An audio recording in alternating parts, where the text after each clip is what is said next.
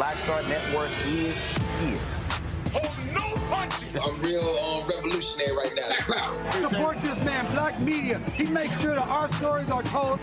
Thank you for being the voice of Black America, Roland. Stay black. I love y'all. All momentum we have now, we have to keep this going. The video looks phenomenal. See, this difference between Black Star Network and Black-owned media and something like CNN. You can't be Black-owned media and be scared. It's time to be smart. Bring your eyeballs home. You dig?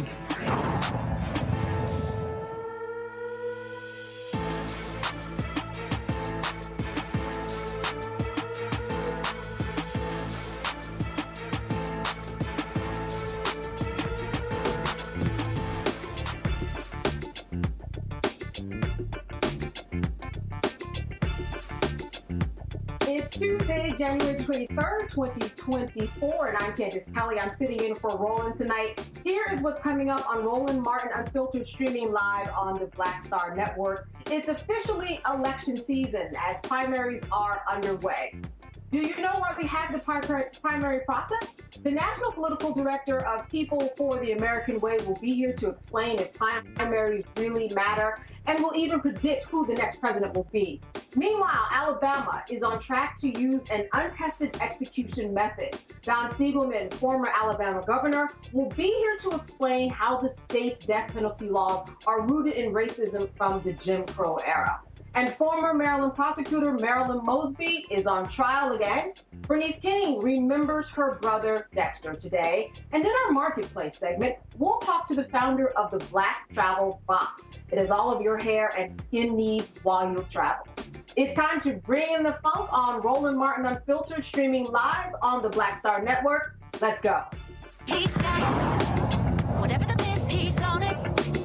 Whatever it is, he's got the scoop, the fact, the find. And when it breaks, he's right on time and it's rolling. Best believe he's knowing. Putting it down from sports to news to politics. With entertainment just for kicks, he's rolling. It's on go, roll, y'all. It's Roland Martin, yeah. Rolling with Roland now. He's funk, he's fresh, he's real, the best, you know he's Roland Martin now.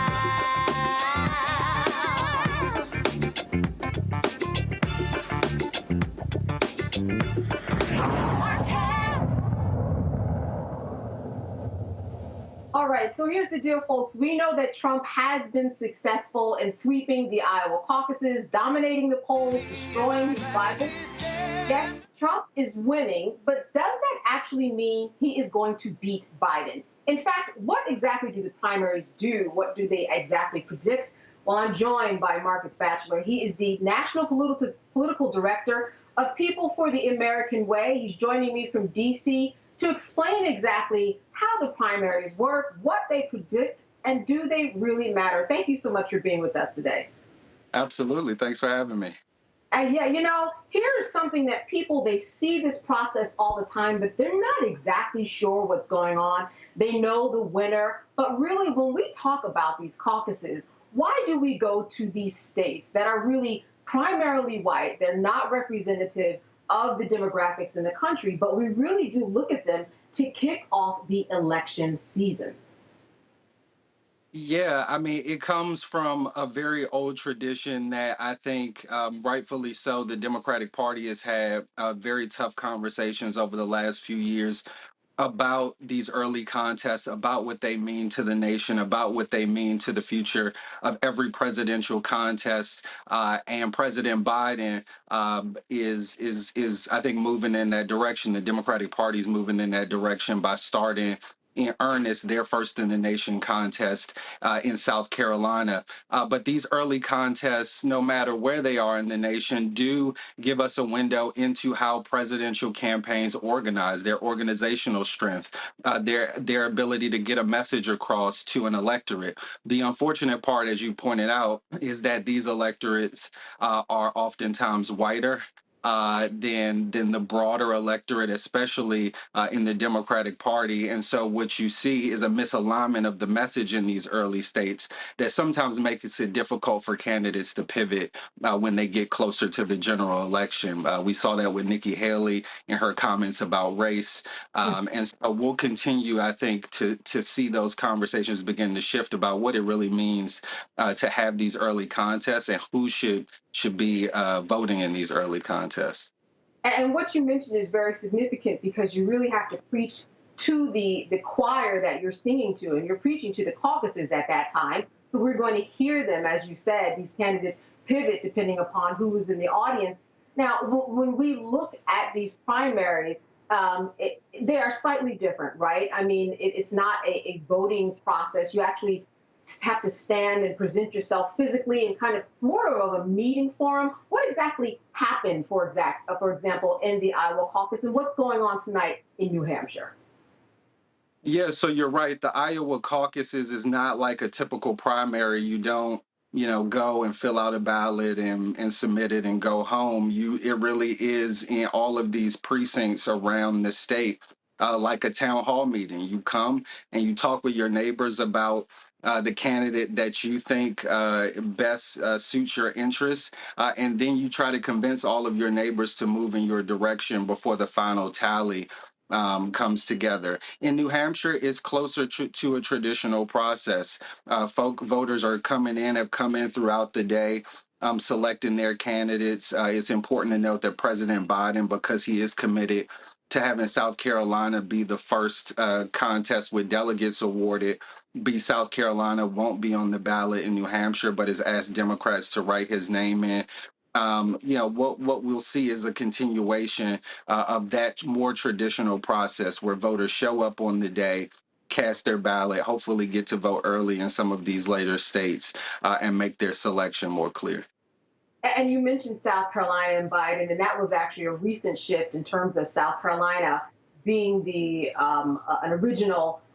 first place that we kind of get a feel of what a state is thinking. And then, of course, it was shifted to South Carolina. And Biden said specifically because of the fact that South Carolina has more of a mixed demographic that represents America. Do you think that there could be further shifts down the line in terms of how we regard these caucuses? Or do you think that Iowa will always be the one that people really look to? Because before Obama went to Iowa and had that win, it's safe to say that was really what helped put him over. So it did do him well. Will we see potentially Iowa shifting the same way that Biden is now looking to South Carolina as a primary? Well, I'll say, I think, a part of it was, I think, some earnest behavior on behalf of President Biden and the Democratic Party to shift it to South Carolina. But to be perfectly honest, the political center had been shifting to South Carolina. President Biden was very clear with voters, that Black voters in South Carolina, that the type of diverse electorate that he was able to engage in South Carolina proved that he could win nationally and beat Trump. And so I think with South Carolina, at least in this election and then in elections to come, being the first in the contest, I think you'll see that gravity continue to shift to more diverse communities like South Carolina, like Nevada, that give you a little better snapshot of the diversity of the country, will allow the candidates to address issues in a way that I think appeals to a broader crowd. And I think will force them to organize in these various communities differently in the early states. The value of the early states is that candidates get to spend a lot of time there. President Obama spent almost a year in Iowa organizing folks before that win. And so if you can do it in Black communities and in Latino communities in places like South Carolina and Nevada, I think it'll make the electoral process more reflective of the diversity of the country, and I think it'll make our candidates in November on both sides, hopefully the Republicans will also adopt it, but for sure for the Democratic Party, will make our candidates better in the general election. So let's say that Trump sweeps tonight in New Hampshire. Is that a clear sign that Haley should, get out of the race? Or does it really mean a lot when you're looking at a Trump and a Haley? Do you have to look at the political candidates, or has history shown us that if somebody's sweeping these primaries, it's time to get out like DeSantis and Christie. Yeah, I think what Nikki Haley has been saying up until yesterday, I think, is probably true, that New Hampshire is her big shot. It's really one of the only contests where undeclared voters, independent voters really get to weigh in heavily. From exit polling, the polls close in about 50 minutes. From exit polling, it looks like about half of the electorate who are going to show up for the Republican primary are actually undeclared independent voters. So we'll see. I think, we'll see how she performs tonight. But I think it's true that none of the other Republican contests down the line are going to be like that. They will be more staunch Republicans, more conservative, more MAGA. And so if she can't completely, I think, overwhelm the former president tonight, I don't see much chance for her, even in her home state of South Carolina, where both her home state senators and the governor have endorsed Trump. So we'll see. She says she's committed to staying in the race beyond tonight, but I don't know how she gains much traction beyond this if she doesn't overperform in New Hampshire. And just because Trump could potentially sweep, perhaps tonight, we don't know, but we know he did that in Iowa. Historically, it really doesn't necessarily mean that he will win. No, that's absolutely right. I mean, he has won the Republican nomination before. He's won it twice, unfortunately, and has lost one of those elections.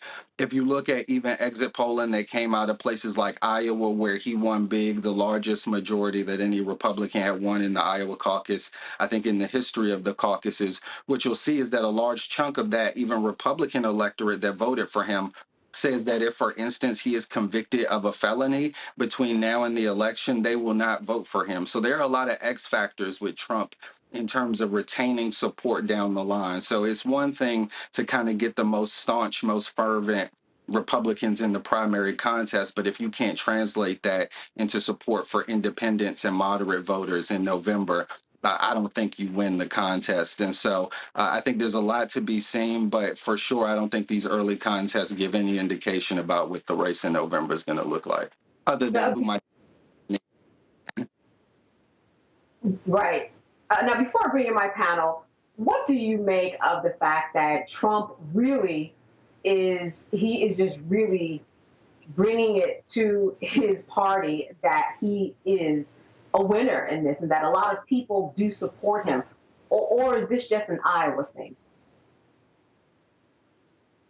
I think we'll see with New Hampshire results. Like I said, I think New Hampshire is going to be kind of the most moderate audience you get in terms of Republican primary goers for the rest of the contest, or at least for the next several contests.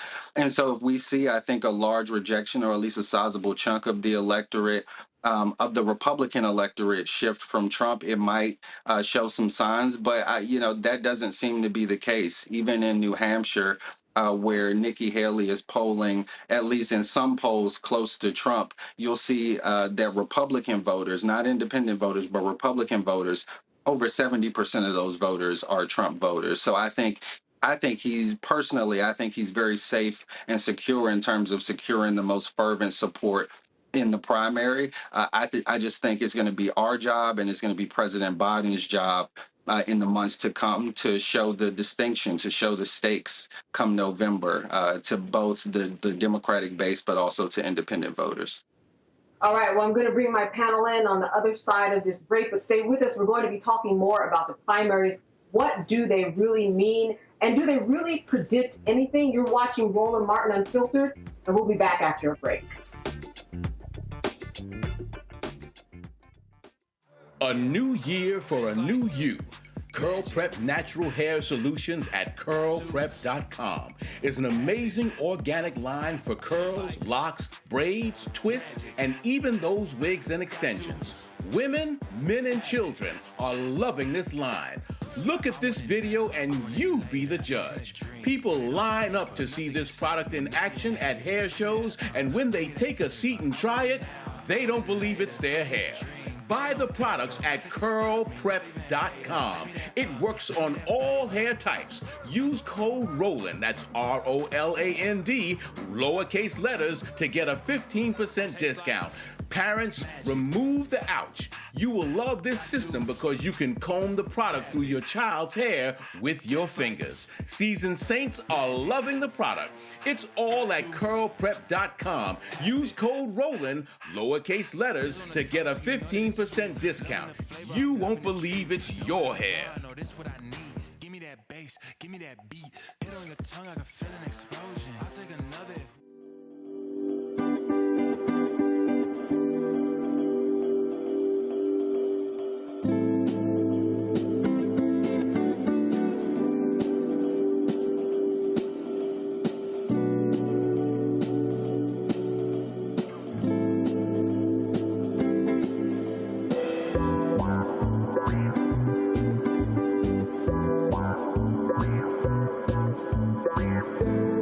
Next, on the Black Table with me, Dr. Greg Carr, author Dr. Marilyn Mosby, on her astounding and enlightening new book, White Philanthropy, a history we're betting you've never heard before. Don't miss an eye-opening episode of the Black Table, only on Black Star Network. What's up, y'all? This is Wendell Haskins, a.k.a. Win Hogan at the original T-Golf Classic, and you know I watch Roland Martin Unfiltered.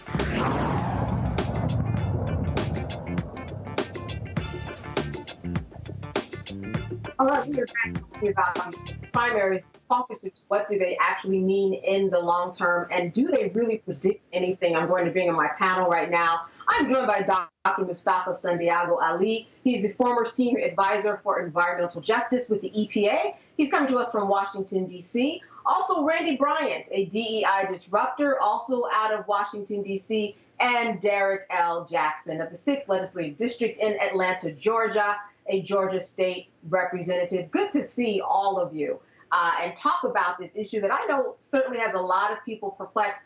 I'm going to open up the floor right now because Marcus is still with us for a little bit. And I want to start with you, Dr. Santiago Ali. What question do you have for Marcus? Yeah, well, Marcus, thank you for all the work that you're doing. Thank you for the information that you shared with us. You know, I'm one who believes that in relationship to the primaries, that they're a snapshot, if you will, that give folks an opportunity to get to know candidates, not only in their respective states, but also across the country because the additional sort of media attention that's placed on them. But often folks don't ask the tough questions that folks around the country would be curious about. What's your take on that? Yeah, I think it speaks to, again, the audience you're speaking to. So, in places like New Hampshire, Nikki Haley is able to get away with ludicrous statements like there's racism in America, but America has never been a racist country, without much scrutiny from the folks right in that space. And it and won't have any consequence for it for those statements like that electorally when the votes are counted tonight.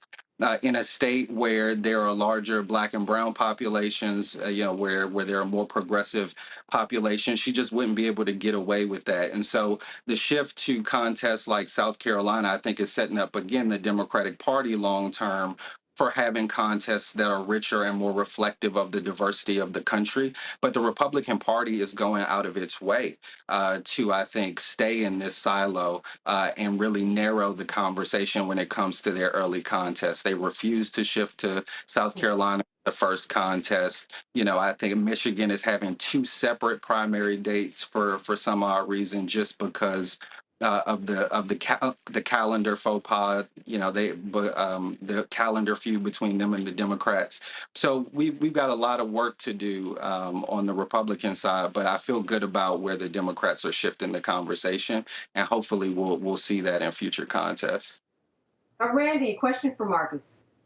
Yes. Hi, Marcus. I just want you can maybe provide me with some hope. I'll be very selfish with this question. I know there have been 8 times where presidential hopefuls won the Iowa caucus, but did not end up being the party's presidential candidate. What would need to happen, do you think, between now and then that could derail this moving train that Trump seems to be on? I mean, what are some real concrete things that could happen? Yeah, apart from, I think, a real upset by Nikki Haley tonight in New Hampshire, or a miracle in her home state in South Carolina, it's really about one, continuing to make the stakes clear in the general election. In terms of Trump being the eventual nominee, I think there are a lot of voters who have said again that if he is convicted of a felony, if he's convicted of any of the crimes that he's been charged with, 90-something at this point, that they'd be less likely to vote for him even as the nominee. So if some of these convictions come down early, not very likely, then maybe that shifts the electorate. But I think Trump is proven right now, both in Iowa and probably in New Hampshire tonight, that he's pretty Teflon when it comes to the Republican electorate. So our job is going to be to really convince fair-minded folks, fair-minded Republicans, non-committed independent voters, and our deep base in the Democratic Party that we've got to turn out to keep him out of the White House. Derek. So Marcus, as an elected official, I've always been amazed that 27% of registered voters participate in primaries and only 61% participate in general elections. What can we do to close that gap to get folks more engaged in the primaries, which really decides the candidates that they will see in the general election?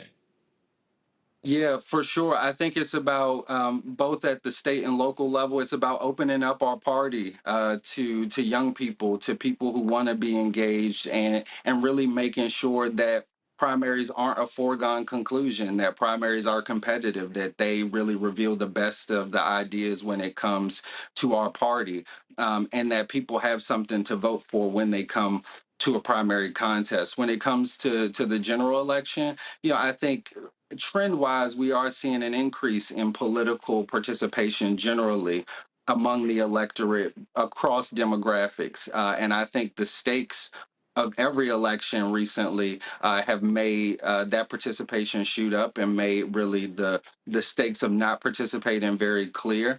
But we have to be real. I think the Democratic Party has to be real, and as elected officials, we have to be real that there are people who are facing real despair and are losing faith in government, who see our institutions failing, who see that Congress has been less effective than this cycle than it's been in a generation, who see that it's failing to meet the moment in a lot of ways. And so we have a lot of work to do to restore faith in people's government, but we have to tell people that we don't have an opportunity to get any of these things right if we lose our democracy to a demagogue and a fascist like Donald Trump.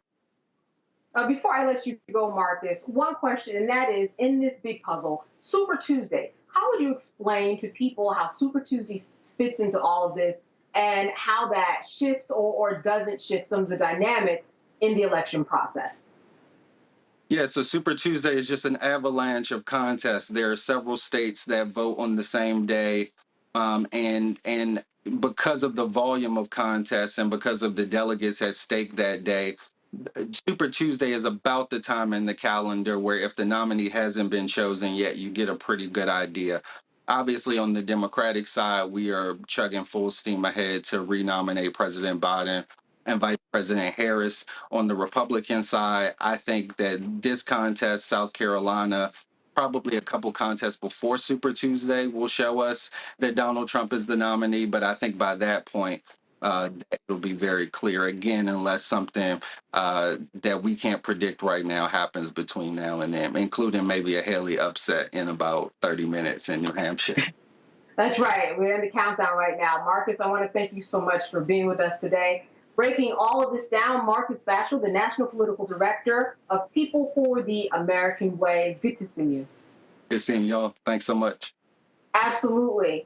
I want to go to you, Derek, because you are an elected official. I'm wondering, does this make sense to you, just the process that we use? I hear from a lot of people, and they ask me questions about whether or not this is antiquated and why Iowa has, for all these years, kind of been the threshold that people have to meet before it was changed recently. What say you about these caucuses and these primaries?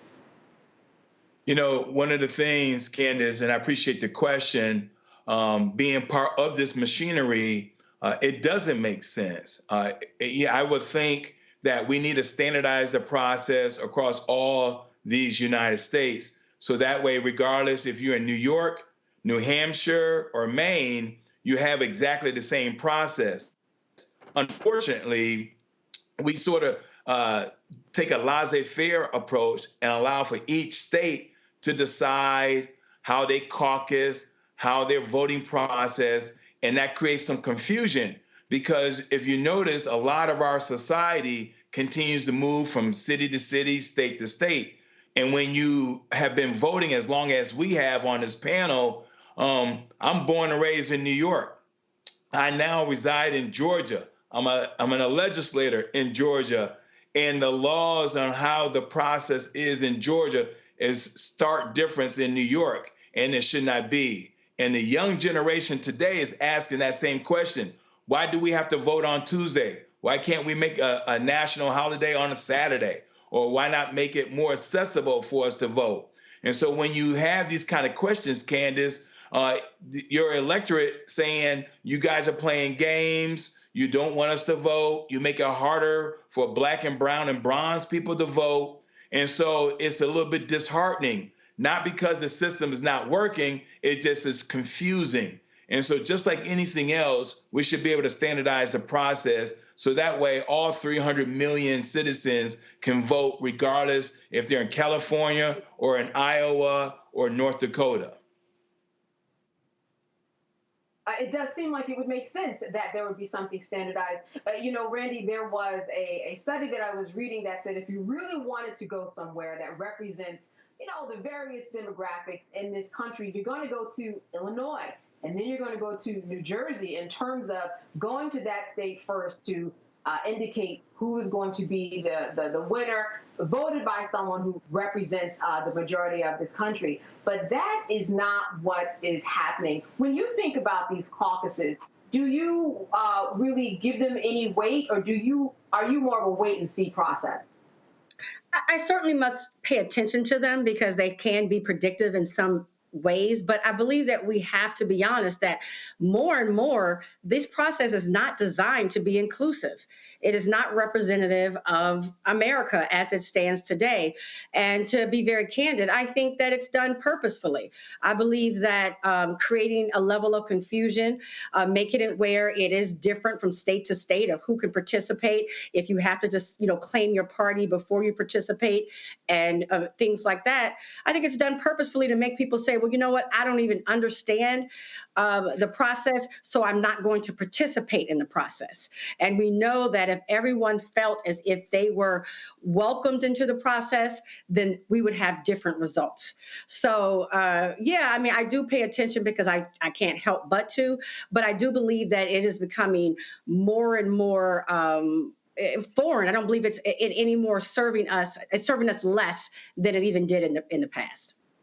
So, Dr. Ali, as you pay attention to what's going on in New Hampshire tonight, as the numbers come in and all of that unfolds, what are your thoughts about if Nikki Haley does take control of New Hampshire tonight, comes out the winner? Again, does that have any bearing for you, or are you more of, I'm just going to wait and see how this ends up, because you just never know with these caucuses, because sometimes they don't mean a thing?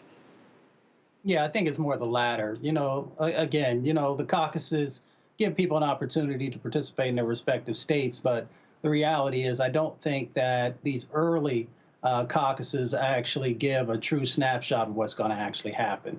We know that Nikki Haley's strategy, and this is just my assumption, of course, I'm not affiliated with their campaign or anything, is to stay in the race as long as possible. If I was advising her, because she's waiting for one of these court cases on Donald Trump to actually play out, and then she will be the only candidate who's still officially in the race because DeSantis dropped out and a number of the other people have already dropped out, of course. So if you're thinking about strategy, even if she can't win in South Carolina, if she can continue to hold on, then she still has a chance of being the Republican nominee. Everybody knows I am not a Nikki Haley fan in any sense of the word.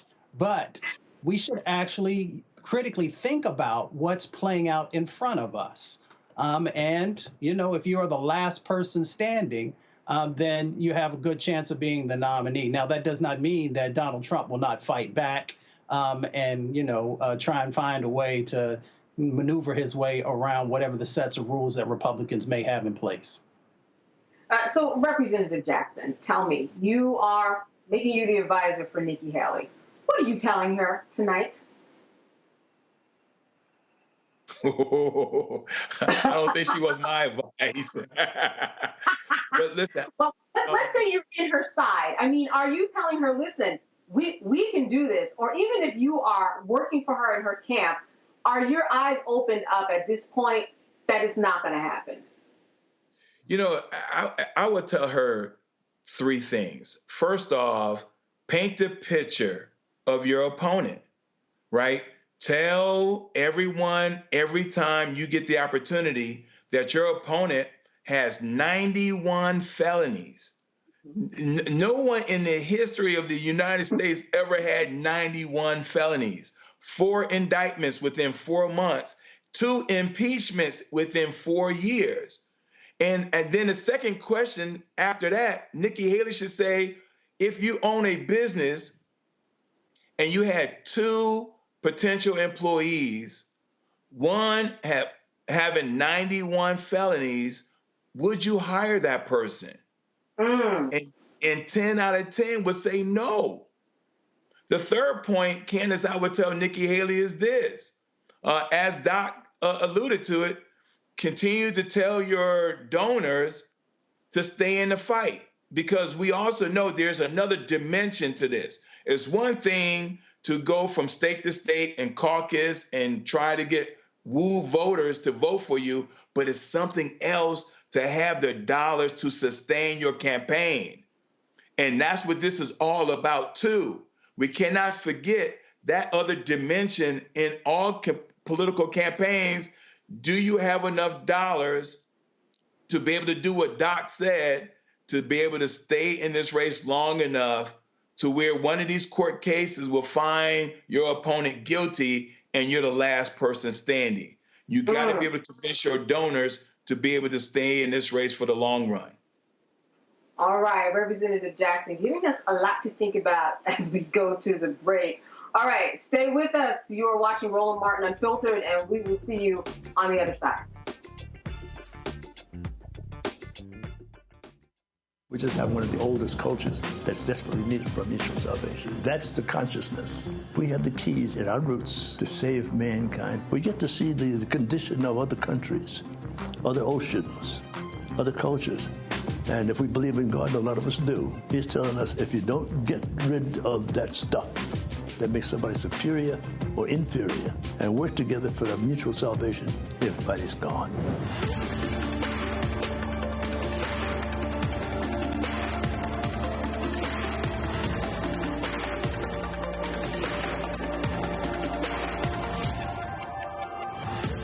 Grow your business or career with Grow with Google's wide range of online courses, digital training, and tools. Gain in-demand job skills with flexible online training programs designed to put you on the fast track to jobs in high-growth fields. No experience is necessary. Learn at your own pace. Complete the online certificate program on your own terms. Stand out to employers, get on a path to in-demand jobs, and connect with top employers who are currently hiring. Take one professional career certificate program or all 6. Earn a Google Career Certificate to prepare for a job in a high-growth field like data analytics, project management, UX design, cybersecurity, and more. All professional career certificate programs must be completed by December 31st, 2024. Scan the QR code to complete the application. There are 1,000 scholarships available. Grow with Google and J. Hood and Associates. Be job ready and qualify for in-demand jobs. Hey, what's up, y'all? I'm Devon Frank. I'm Dr. Robin B., pharmacist and fitness coach, and you're watching Roland Martin Unfiltered.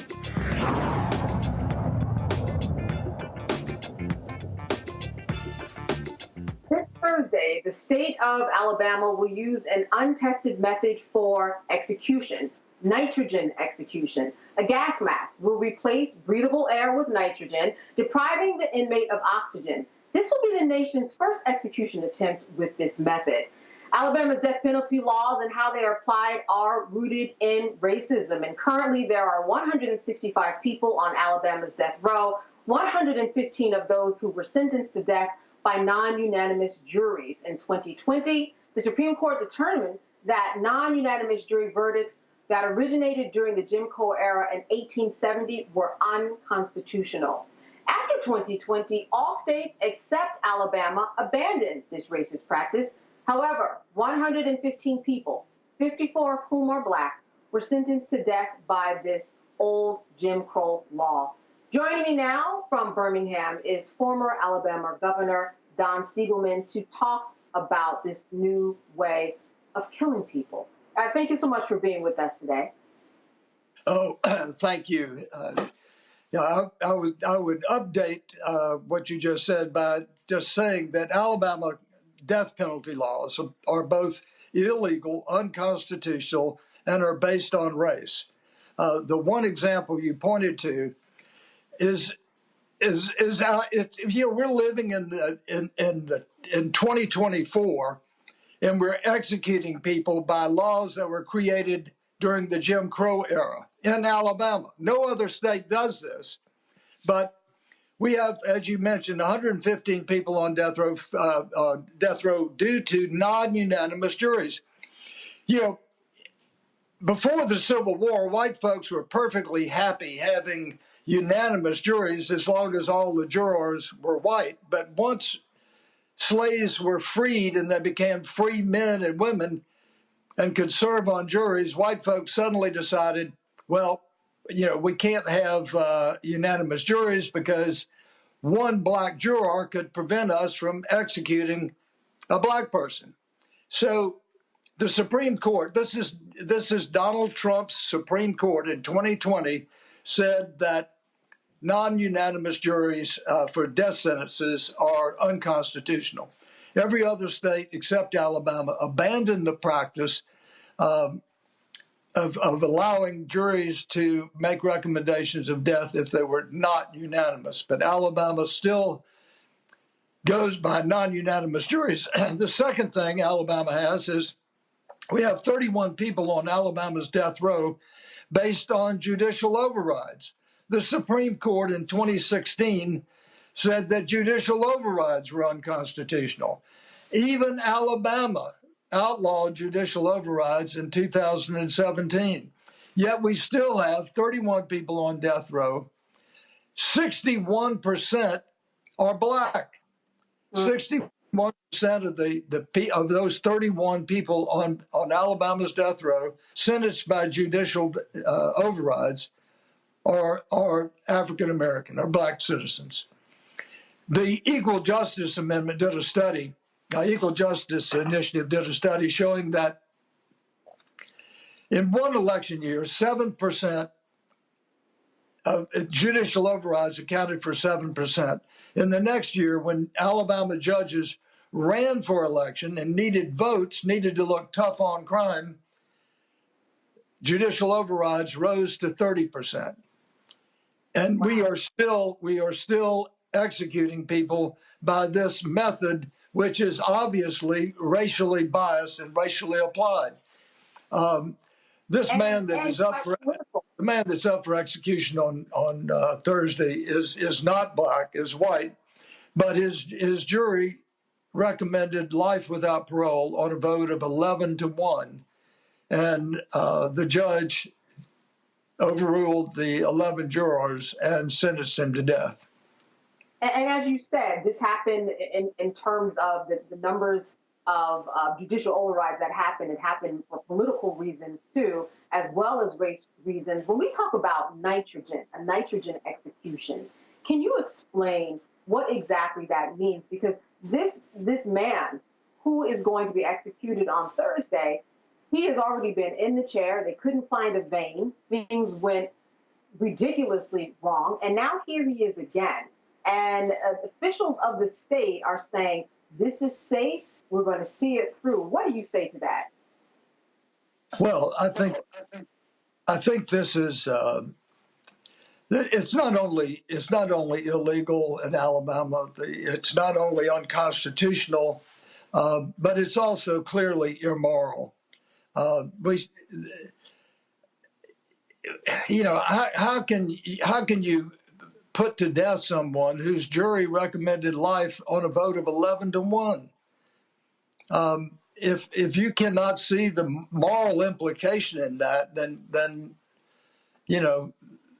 something's wrong. You haven't read your Bible or haven't gone to church very much. But I know Governor Ivey is a regular member of the First Baptist Church in Montgomery, and they preach and study the Bible, and they understand Proverbs 24:11 says, "Rescue those unjustly sentenced to death."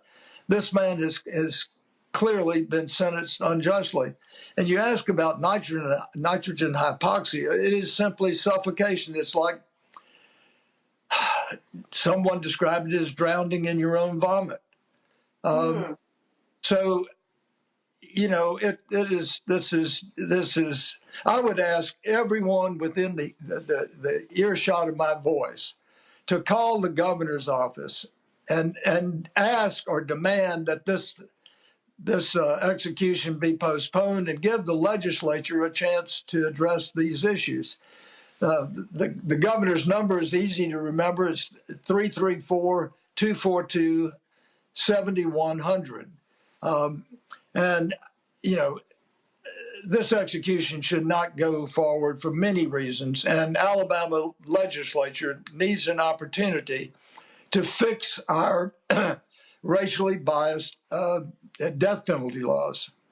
And you mentioned something. You mentioned that it is like someone who is drowning in their vomit. A mask is actually put on a person, and then this nitrogen execution begins. But so many things could go wrong. Number one, somebody could actually vomit in that mask and actually suffocate that way.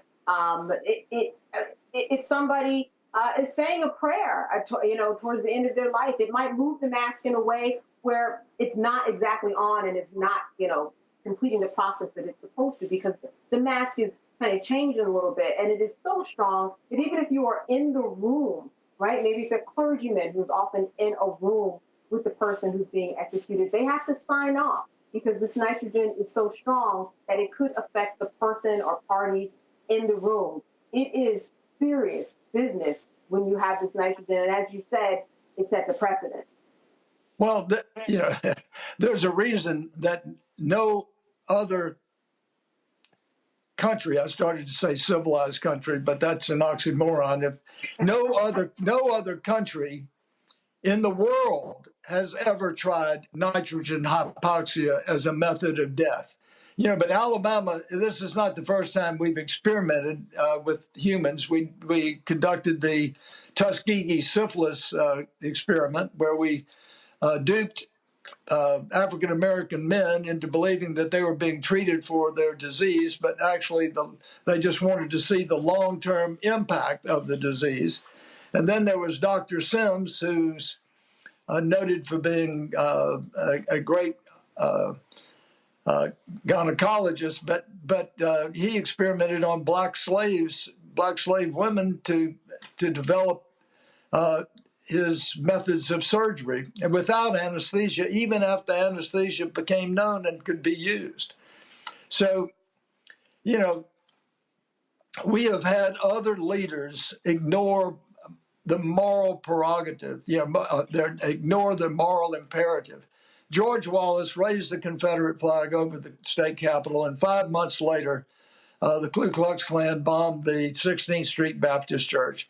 He ordered state troopers on horseback with tear gas and billy clubs and police dogs to beat down John Lewis and other foot soldiers who wanted to march simply for the right to vote. So, these leaders are faced with moral choices, and Governor Ivey is now facing a moral choice. And I hope and pray that she makes the right choice. And when we talk about the Supreme Court's decision and the states that aren't doing this, how do you think Alabama is getting away with it? Why is it on the top of their list to keep this practice going? Frankly, I think that they are the Republican leadership. I know some. I've talked to many behind the scenes. I've encouraged them to do the right thing.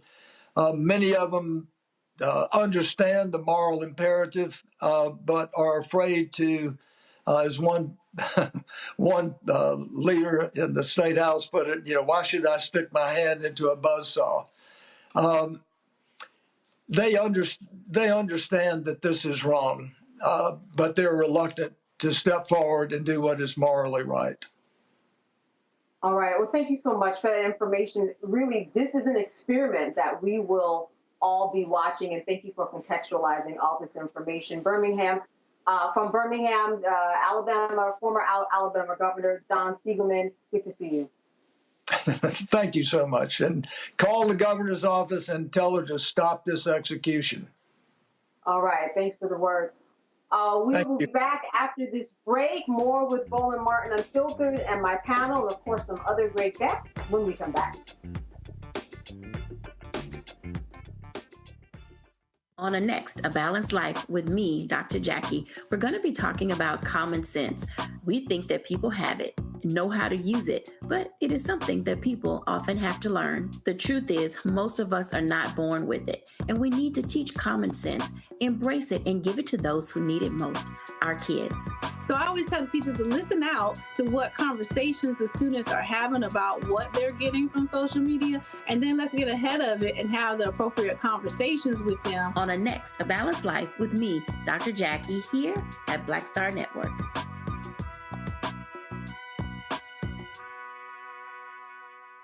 When you talk about blackness and what happens in black culture, we're about covering these things that matter to us, speaking to our issues and concerns. This is a genuine people-powered movement. There's a lot of stuff that we're not getting. You get it, and you spread the word. We wish to plead our own cause. Too long have others spoken for us. We cannot tell our own story if we can't pay for it. This is about covering us. Invest in black-owned media. Your dollars matter. We don't have to keep asking them to cover our stuff. So please support us in what we do, folks. We want to hit 2,000 people, $50 this month, raise $100,000. We're behind 100,000, so we want to hit that. Y'all money makes this possible. Checks and money orders go to P.O. Box 57196, Washington, D.C. 20037-0196. The Cash App is $RM Unfiltered. PayPal is R Martin Unfiltered. Venmo is RM Unfiltered. Zelle is Roland at RolandSMartin.com. Me, Sherry Shepard, with Sammy Roman. I'm Dr. Robin B., pharmacist and fitness coach, and you're watching Roland Martin Unfiltered.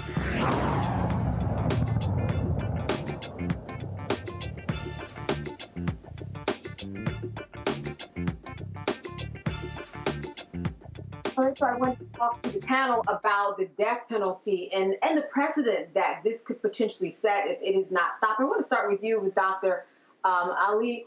You know, it doesn't seem very surprising that Alabama would continue to forge forward with something that is so particularly dangerous and unprecedented. Yeah, well, we all know the history of Alabama in relationship to civil rights and human rights. I see this as both. I mean, this is literally torture. And we know this because both the United Nations has shared that this is not a form of execution that folks should be following on. Anyone who has a public health background. Let me stop. Not just someone who has a public health background. You know, I would ask folks tonight before you go to sleep, I would ask you to remember the words of Eric Garner or George Floyd when they said, "I can't breathe," and the visceral reaction that all of us had to literally watching someone die. Now, we know that was a different situation, but asphyxiation, suffocation, you know, it is the same. You are literally trying to hold on to your last breath. And they are asking us to believe that we should be okay with this. Now, one, we shouldn't be okay, you know, with them taking people's lives, especially understanding the legal system and the disparities that exist and how our communities are always the one who come up on the short end of the stick. But on the humanity side of the equation, how can we be okay with having someone being tortured in their last moments? So, you know, we should really get engaged for those who truly care about humanity, for those who care about the disparities that are going to exist, and there will be a number of Black men and women who will lose their lives as we continue to move forward, utilizing, these methods. So it's actually, it's not like we don't have power in this moment. We have the power to actually raise our voices, to pick up these phones, to send an email, and to engage with elected officials.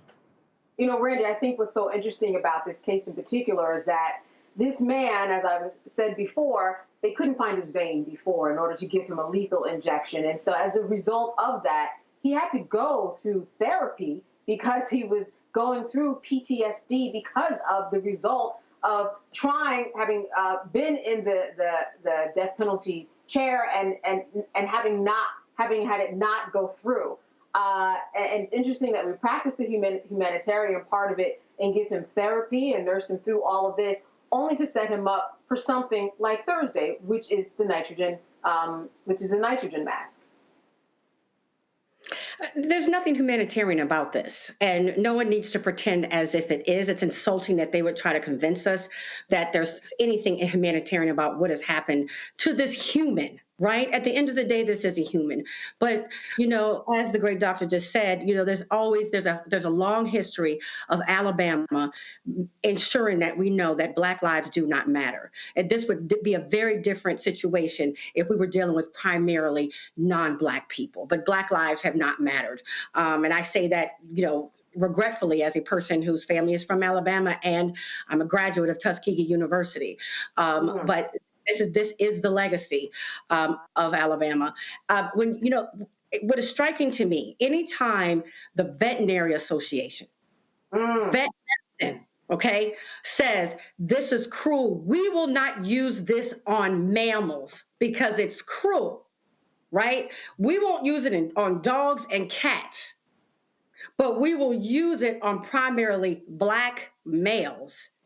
That shows us what this country says. It shows us why we are still screaming Black Lives Matter, right? It's a perfect illustration that we are still being treated as we're 3/5 of a human being, because our torture, us torturing us is not given the same attention as it would for a dog or a cat. Because let me tell you something.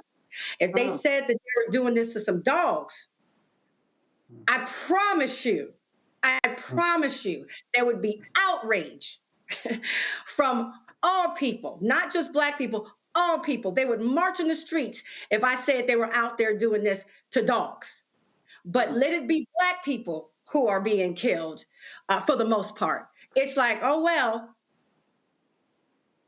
we really have to pay attention to it. And so I do encourage everyone who is watching now we can do something. People are affected. Politicians do listen to public pressure. So let's put some pressure on.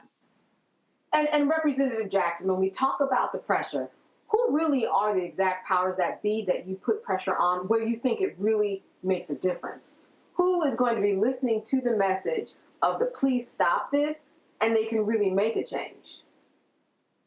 That's an excellent question. I always tell folks there are 3 executives in our government: the president, the governor, and mayors. Those are the 3 executive branch. So when you think about applying the pressure that Randy is referencing, the president, the governor, and mayors. But you also have to ask the question, while we apply this pressure, Candace, is how did we get here? How did we get here? And we got here because, see, a lot of my friends on the other side of the aisle, my Republican friends, they always say, why do you, Derek, always got to bring up slavery? Because that's what you all were doing during slavery. You would take a Negro, put him to a tree, and lash him. Or you would lynch them. And that was their form of capital punishment. And it was designed to deter that behavior of running away or trying to escape or fighting back. But even if you look at, fast forward from Reconstruction to 1973, 1973, why am I pointing 1973? because since 1973, 196 citizens were exonerated who were on death row. 60% of that 196 were African-American men. They were exonerated. Just last week, a Black man who spent 44 years of his life was also on death row, was just set free. Just set free because the DNA and where they said the crime was committed, he was not even physically in the same geographic location. And he spent 44 years. And he just went back and sued that state to give him more money because they wronged him. The entire system had wronged him. And so when you think about, to Dr. Ali's point and to Randy's point, Candace, you have to ask the question, how did we get here and what we need to do to resolve it? Because just simply saying, I can't breathe 14 times is not enough for them. But the resolution, as you pointed out, is that you go to executive because that is where your voices are heard. In fact, you have voted these people into those positions. They're supposed to do the work that you want. That's exactly right. See, because the last time I checked, there are more citizens in the United States than there is a president.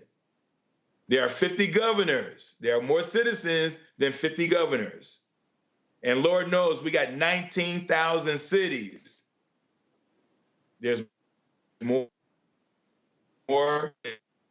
than mayors.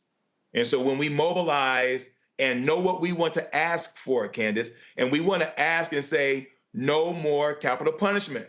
See, because those who are pro-life, they'll say, yes, we're pro-life. We don't want no more abortion, done with Roe v. Wade, but then yet they're for capital punishment. You can't square this both ways, evangelicals. You can't say you're pro-life over here, but you're all about death penalty over here. Right. A real oxymoron there. All right. Well, this is certainly something that we're going to be following, especially on Thursday, to see exactly what happens. All right, we are going to go to a break, but more of a panel and other guests. You're watching Roland Martin Unfiltered, and we'll be right back.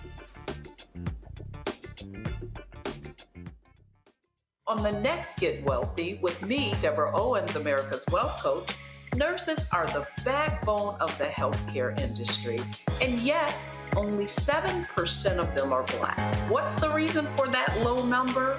Well, a lack of opportunities and growth in their profession. Joining us on the next Get Wealthy is Needy Bartonelli. She's going to be sharing exactly what nurses need to do and what approach they need to take ownership of their success. So the Black Nurse Collaborative really spawned from a place and a desire to create opportunities to uplift each other, those of us in the profession, to also look and reach back and create pipelines and opportunities for other nurses like us. That's right here on Get Wealthy, only on Black Star Network.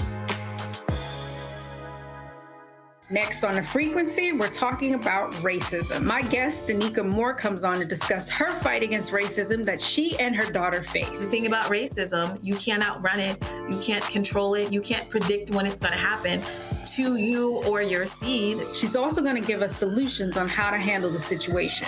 That's here on The Frequency on the Black Star Network. Hi, I'm Jo Marie Payton, voice of Sugar Mama on Disney's Louder and Prouder Disney Plus, and I'm with Roland Martin on Unfiltered.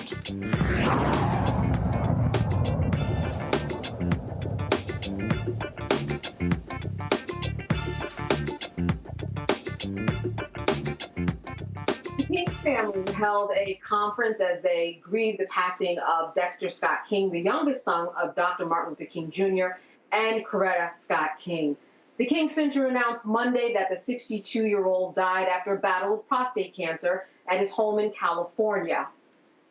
Through the years, shared fond memories of their older brother. Imagine. This is perhaps the hardest thing for me to do. I love you, Dexter.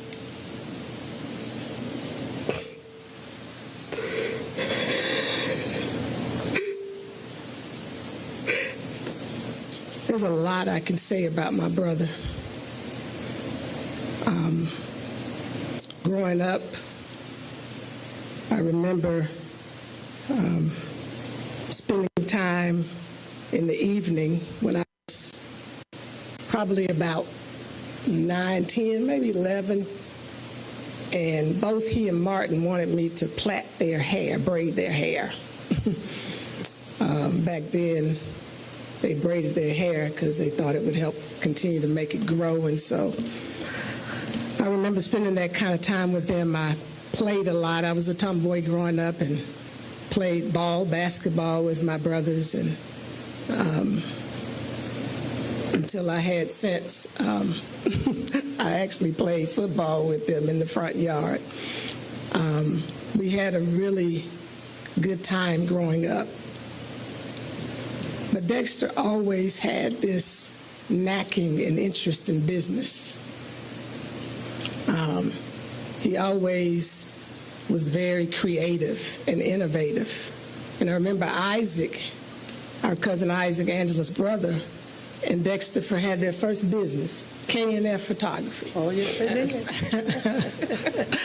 did. He was so ambitious, and my mama used to get calls behind the scenes and saying, we bought all these pictures from Dexter, and we're still waiting on them, but he was working on them because I used to go downstairs. We had a dark room, Sue Ross, in the house, and I would go inside of that dark room with him, and eventually I gained a love for photography myself as an amateur. I'm not a pro, but just as an amateur.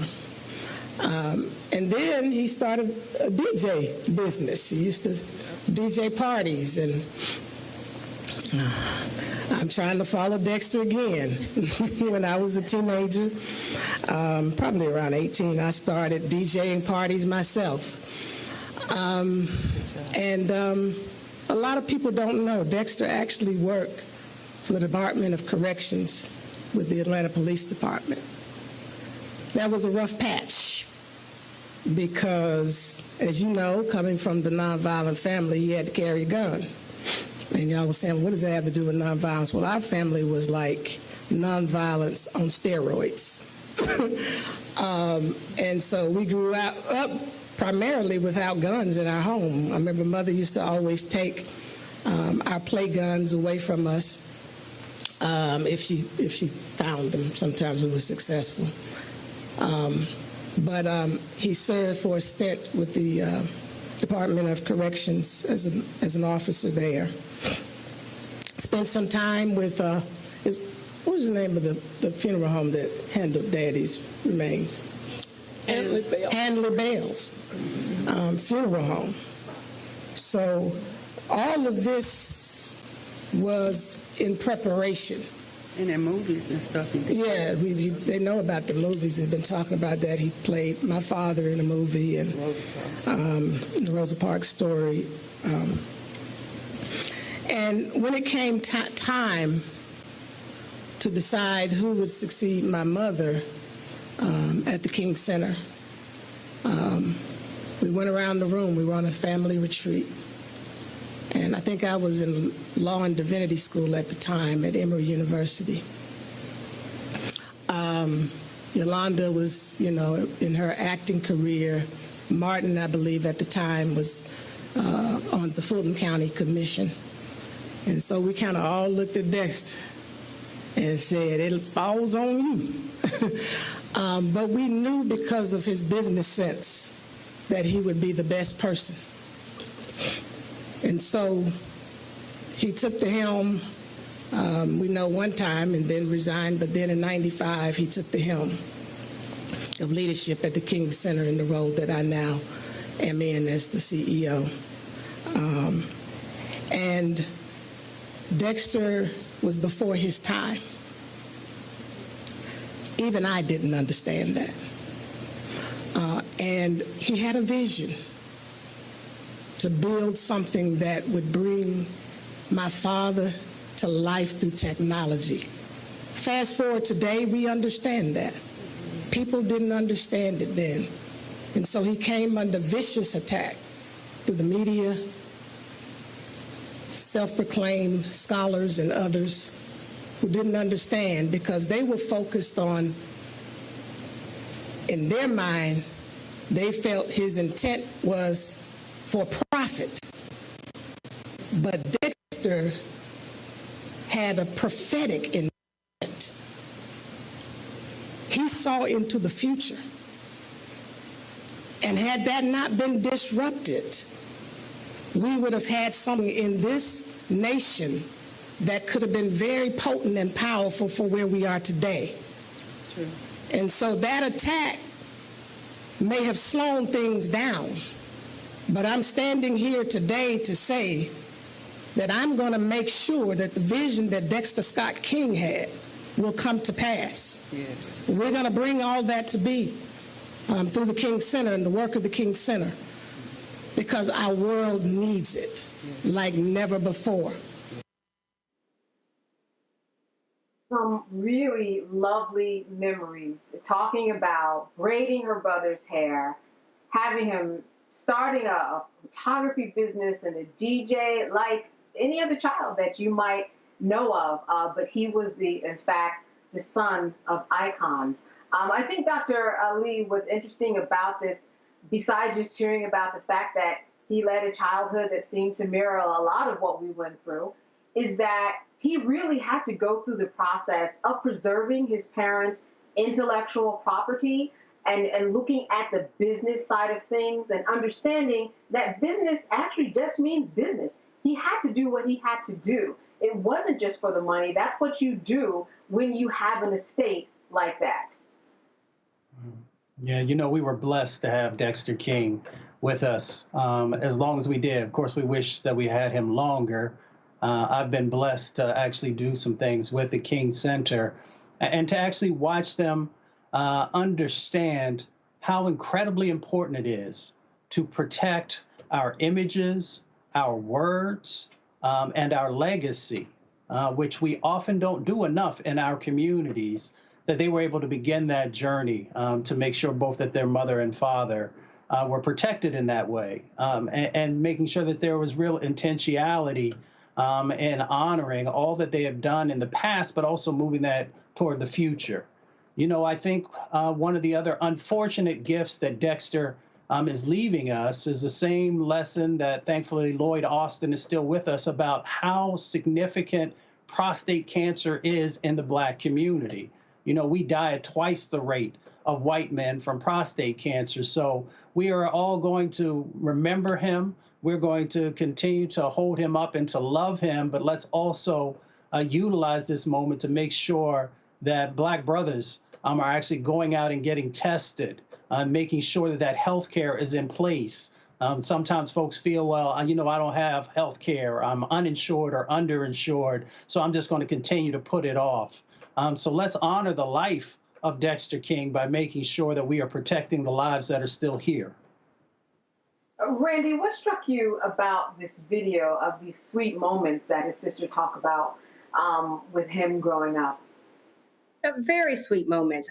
What struck me was that, I believe that we as a country have become so dependent on Dr. Martin Luther King's legacy that we forget that he has a family, right? And these are people. And so right after the holiday where you're seeing all of these disingenuous people pick and choose the quotes that they want to from Dr. King and, kind of do these, to me, very disingenuous celebrations.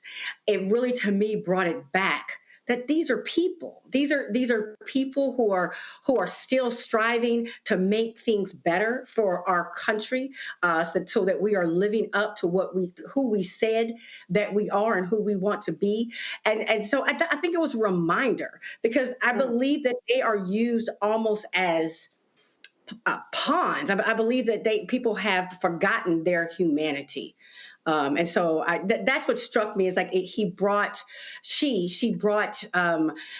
Dr. King, the Jr. to life, brought him to life.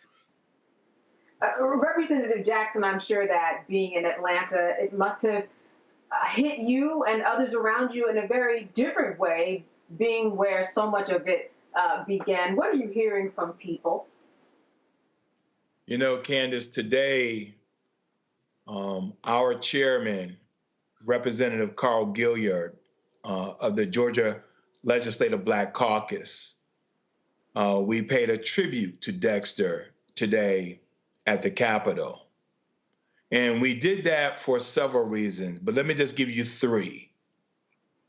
We took the opportunity to tell the world, as we paid tribute to Dexter King, that the King family is our equivalent to the Kennedy family. So just like how a lot of folks hold the Kennedy family and revere the Kennedy family, we here, right here in Atlanta, Georgia, revere the King family in that same way. The second thing that we did during this tribute, Candace, is this, is to continue to speak life to the legacy of Dr. Martin Luther King Jr. and Coretta Scott King. The reason being is because there's only one grandchild for the King family, just one. And so this branch of the King family is slowly but surely is withering away. And so we reminded our colleagues at the Capitol how important it is for us to continue to do the work of the King family and remind them that we got to continue to bring life to this legacy. Because when you think about the King family and Dexter gaining his wings at 62, we just celebrated Dr. King's birthday last week. He would have been 95 years. And so it's not only important to us here in Atlanta, but we wanted to remind the world that the King family to us is like the Kennedy family to others. And I want to stick with you for a moment, with you being down in Atlanta. What also struck me about what she said was the nonviolence that her family continues to practice. No play guns, that it was a huge, huge deal in her home. What can you share with the public, especially I'm sure you have worked with the King family in some way or with the center? What is their take on what's going on in the world, and what's their position? You know, I appreciate the question, because just last week, yours truly asked the question if Dr. King, which is a member of my beloved fraternity, Alpha Phi Alpha fraternity, he would have said, we still got work to do. Mm-hmm. It was our fraternity that basically brought up the lawsuit against Georgia for redistricting, trying to disenfranchise Black, brown voices and their power to vote, their access to vote. And so, so Bernice and Martin III, we see them often while we're in the legislative session. They remind us about nonviolence. They remind us the stance that we should take. I'm also the chair of our gun safety committee. And I just spoke just today, the number of lives that have been taken from us because of guns. And we're not advocating that you should not own a gun, but what we are saying that you don't need an AR-15 or AK-47 to protect you and your family. In fact, folks who are avid hunters, Candace, don't even hunt with AR-15s and AK-47s because there won't be any meat left on that deer, right? And so we're reminded, because we're only a block or two away from the King Center, of what we should do through legislation to carry and keep the legacy of Dr. Martin Luther King and Coretta Scott King alive. Dr. Ali, I want to go with you. Their message of nonviolence kind of juxtaposed with what's going on in the world today. Can the two coexist? I mean, it seems like their message is something that we don't hear about at all, removing toy guns and really just kind of taking to the 100th degree the nonviolence message inside of homes? I think that their message has to be the backbone of how we move forward. You know, we live not only in a violent society here in the United States, but also that violence has found fertile ground in other locations across the planet. You know, in the United States, we have, almost 400 million guns that we know about, more guns than people. And you can't go on the internet without seeing violence all the time. So we've got to be able to counteract that. And that comes through the messages of folks like Dr. King and Coretta Scott King and the King children are still here, and those who have been raised in the nonviolent movement. We've got to help people to understand that violence doesn't solve anything. You know, it may temporarily give you a reprieve, but it never changes systems. If you look at all the historical aspects that took place both in the civil rights movement, you know, and a number of the other movements that were founded on nonviolence, they were the ones that actually made change. But when folks resorted, you know, to violence in many instances, there may have been that temporary reprieve, but then that same set of injustices and systemic sets of actions continue to grow and grow. So I think that it's critically necessary for us to have that message and those lessons. I was blessed that, you know, John Lewis helped mentor me a bit along with a number of other civil rights leaders. And I heard what they went through. And I was always amazed at how they were able to hold their composure, how they were able to hold on to love, and how they actually helped to build this nation in a better way. And Randy, I want to end with you because a message that Dr. Ali talked about before is the fact that this really should once again remind Black men about prostate cancer and to get checked. At a time when people are living over 100, Dexter King was 62 years old. And I know that a lot of this, in terms of making sure that the men in your life get their prostates checked, a lot of it falls on the women to remind them to say, go to the doctor, get it checked. It has to be done. If you catch it soon enough, something can be done, Randy. Absolutely. You know, I believe that Dexter King would feel fulfilled if his passing could continue to save Black lives, that he served even in death in protecting and helping us to live longer and better lives. So I do hope, again, that everyone out there is listening, and it serves as a reminder to get checked out and to remind all the men in our lives to ensure that they are regularly being checked, because our rates of dying from the disease are very disproportionate. All right, Dexter King, quite a legacy, and as his sister said, really someone ahead of his time, and his legacy continues. You are watching Roland Martin Unfiltered on the Black Star Network. We'll be right back after the break. Hatred on the streets, a horrific scene, a white nationalist rally that descended into deadly violence.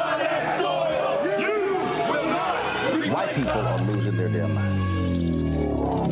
An angry pro-Trump mob storms the U.S. Capitol. We're about to see the rise of what I call white minority resistance. We have seen white folks in this country who simply cannot tolerate Black folks voting. I think what we're seeing is the inevitable result of violent denial. This is part of American history. Every time that people of color have made progress, whether real or symbolic, there has been what Carol Anderson at Emory University calls white rage as a backlash. This is the rise of the Proud Boys and the Boogaloo Boys. America, there's going to be more of this. Here's all the Proud Boys, guys. This country is getting increasingly racist in its behaviors and its attitudes because of the fear of white people. The fear that they're taking our jobs, they're taking our resources, they're taking our women. This is white fear.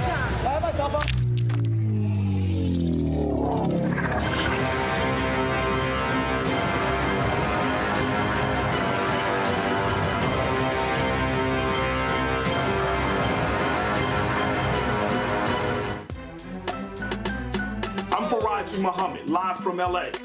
And this is The Culture. The Culture Culture is a two-way conversation. You and me. We talk about the stories, politics, the good, the bad, and the downright ugly. So join our community every day at 3 p.m. Eastern and let your voice be heard. Hey, we're all in this together. So let's talk about it and see what kind of trouble we can get into. It's The Culture, weekdays at 3, only on the Black Star Network. Hey, yo, what's up? It's Mr. Dalvin right here. What's up? This is KC. Sitting here representing the Jodeci. That's Jodeci. Right here on Roland Martin Unfiltered.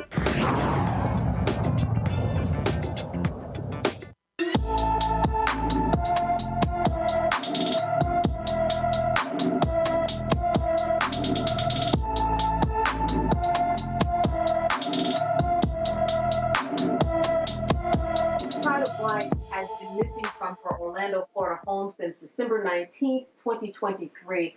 The 18-year-old is 5 feet 3 inches tall, weighs 120 pounds, and has black hair and brown eyes.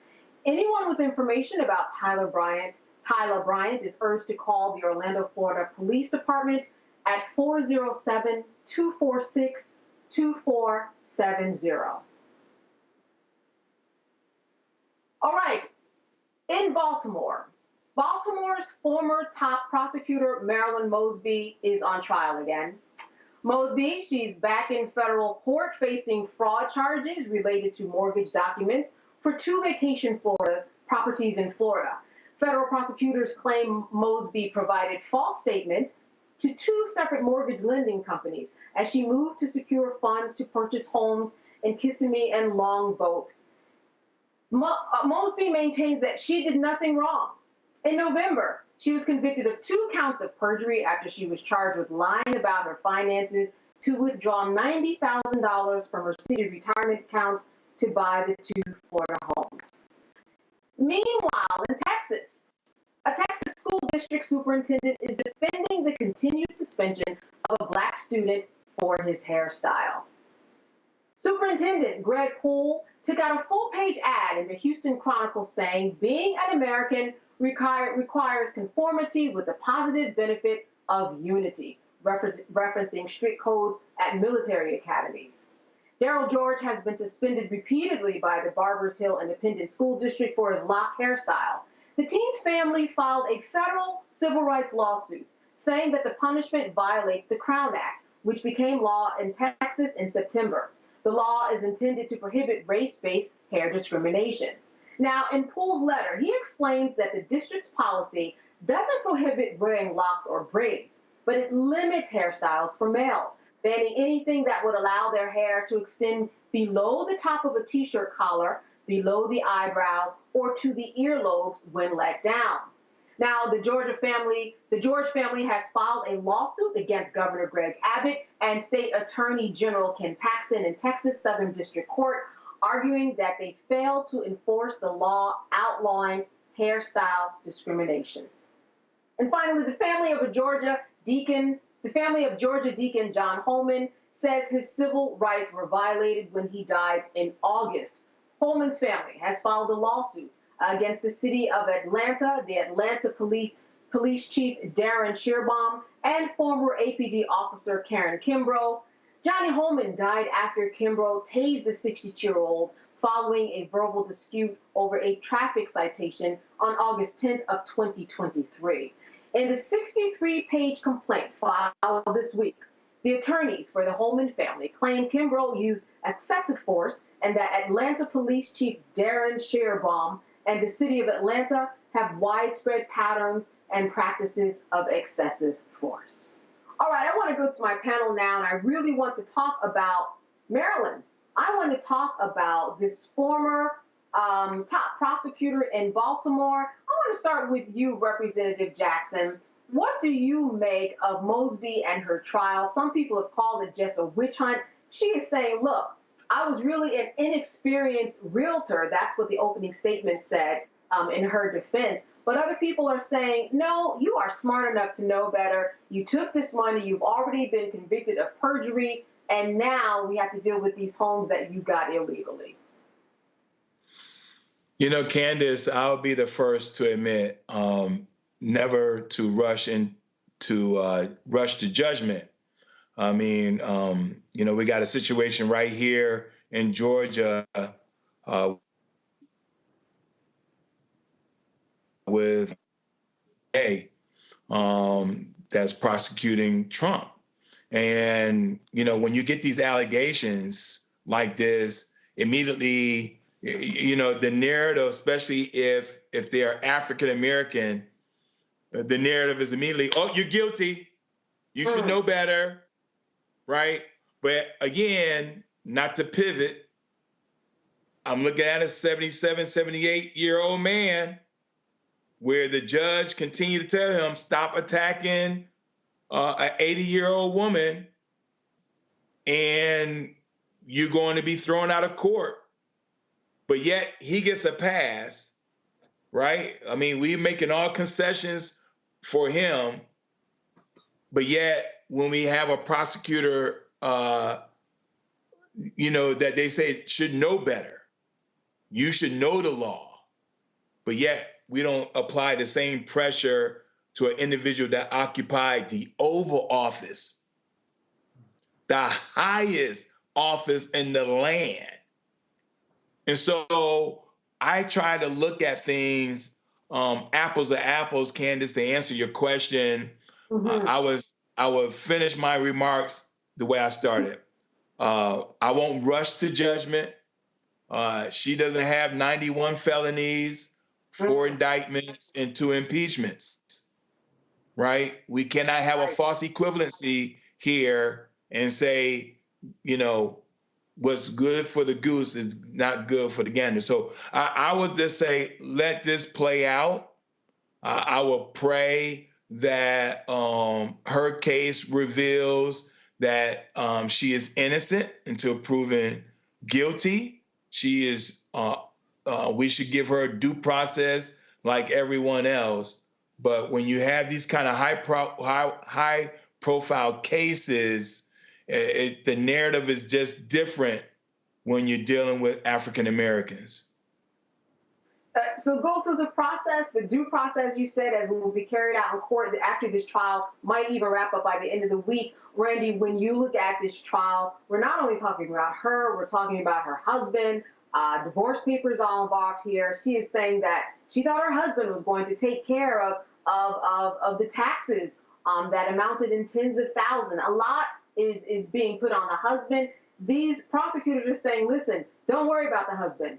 Just worried about the woman that you see in front of you. What do you think about the potential of her maybe even taking the stand? I think she will take the stand. I believe she has to speak up for herself because there's so much attention being paid to her, and people will expect her to be able to defend herself. What I feel, and of course, we all experience life through our own personal experiences. It just seems like here you have a case where a Black woman is expected to know and be all things. So because she's very versed in certain areas, of course, she also is supposed to be, an accountant, a realtor, a broker, and not to make any mistakes. And seeing, they keep calling her a liar over and over again, and not given the benefit of the doubt that she may not have known. People can say ignorance of the law is not an excuse, but it does play things very differently than if someone were purposefully negligent or created a criminal act.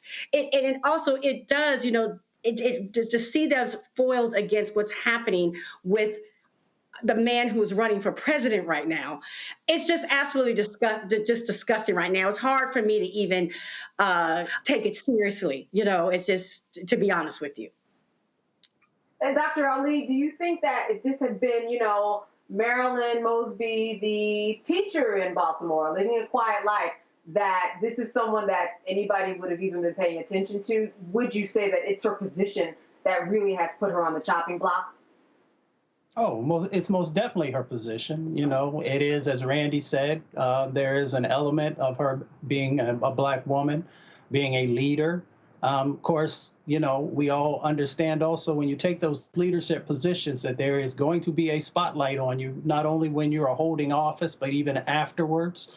So you just have to understand that. But I'm also a big proponent for equal justice under the law. So we got to make sure that that's going on. Folks have talked about Donald Trump a little bit, but if you take a look at this case and you also take a look at some of the charges that are against him, there are some very similar aspects, except he's, inflated things to tens of millions of dollars, where that's not the case here in Maryland. And since I know a number of folks in Maryland and in Baltimore, there was some of a group of folks who also were out to get her. So I'm not saying that she did or did not do anything wrong, but when you enter into the world of politics, you'll have to understand that in the slightest impropriety will be amplified. So we'll see how it all plays out. Representative Jackson, I want to close with you on this topic. If she is convicted, would you perceive her going behind bars based upon some of the cases that we've seen before? It seems to me like we've seen a lot of people, especially in politics, do a whole lot more and get that slap on the wrist. When I think about the justice system and what the justice system has been for us the last 400 years, it has never been equal.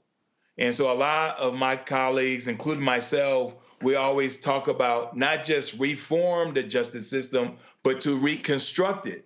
So that way, when these situations occur, regardless of if you have melanin in your skin or not, what that punishment should look like. Here in Georgia right now, Candace, we've taken some laws that were misdemeanor for decades, and we're turning them into felonies. We just had a law 2 weeks ago where the minimum mandatory sentence was 2 years. Now it's going to be 10. So before you even enter the courtroom, your minimum mandatory sentence is 10 years. And 98% of these cases end in a plea deal. And of those 98%, 80% are African American. And so we don't know if she should end up behind bars or not. I'm just saying the system itself, in the words of the person that has 91 felonies, he said the system is rigged. Yes, it's rigged for him because the average individual with 91 felonies and being a retired naval officer, if you had one piece of classified material, one piece, he had 400 pieces of classified material in Mar-a-Lago. Candace, we put people in Leavenworth like yesterday. That's what we did as a commander. And so that's why it's hard for me to rationalize, to Randy's point, to look at one case over here and say this person should end up behind bars, but this person would have a greater gravity on these United States, and he's still walking around, no ankle bracelet, and just seems like nothing's going to happen. That's hard for me. There are a lot of moving parts in the justice system that, as you said, depends upon where you are, depends upon who's in that jury, depends upon how your attorney is advocating for you and who you can afford. It all adds up to you just never know what will happen. I want to move on now to Daryl George, Texas, and the locks. Dr. Ali, I'm going to start with you. We have this young man who's been repeatedly suspended for his locks. Now with this ad, they're saying, well, it's not just the locks, it's the length of the hair. Even though if you think about it, Dr. Ali, if he has his hair up, it's not reaching his shoulders. So what is the difference? This is one that perplexes me every time I see it in the headlines, and I'm sure that it hits home for you. Yeah, it doesn't confuse me at all. I totally understand the dynamics that are playing out there. It is racism. That's all that it is. It's interesting. How do they know how long this young man's hair is? Because he does. Every time I've seen him, whether on video, TV, or in pictures, he's had his hair, braided up. So how do you know how long his hair is? But that's not even the problem. The thing really is I encourage folks to actually go out and do some research about the history of America and black hair. And if you understand that when they kidnapped us from Africa and began to bring us over here, they understood that there was a cultural tie to our hair. It even talked about where you came from and the status that you had in the places that you lived. So they would shave our heads, both men and women, so that folks who came from different tribes or different nations would not know each other, and so that assimilation process could begin. Fast forward to 2023 and 2024, once again, they are trying to strip away this young man's culture. They're trying to strip away his identity. And they're also, as we talk about on this show, very regularly trying to make sure he understands who holds the power. You should have self-autonomy. And this is another way of taking away that self-autonomy. This also shows us that even when there are laws on the books, if there is no enforcement to make sure that individuals are protected, what good is that law? And we understand that if it was not talking about a young black man or a young black girl, that there would be more of an outcry against these types of actions. Who goes out and spends significant amounts of money to actually put a full-page ad out there, trying to defend themselves? And as you said, his hair is in compliance. It's not reaching his shoulders, if that's the way that you want to go. Randy, who is his hair bothering? It's bothering the people who, as Dr. Ali said, really don't like the culture of the hair and are now, at the end of the day, following the Crown Act. Well, it really has nothing to do with hair. I mean, really, this is about power and control and the continuation of white males wanting to police black bodies. This is American. This is what America is. They have policed black bodies since the beginning, and they want to continue to do so. They want the power to be able to do so. And what just really irks me is this, when he said that America is about conforming. Conforming to whom? Right? Because what that says is that he believes that America is more his than ours. That is, it is on us to have to conform to the way he thinks that things should be. Not that, so he has more rights to this country. And what is interesting is that is what we have always been pushed to do.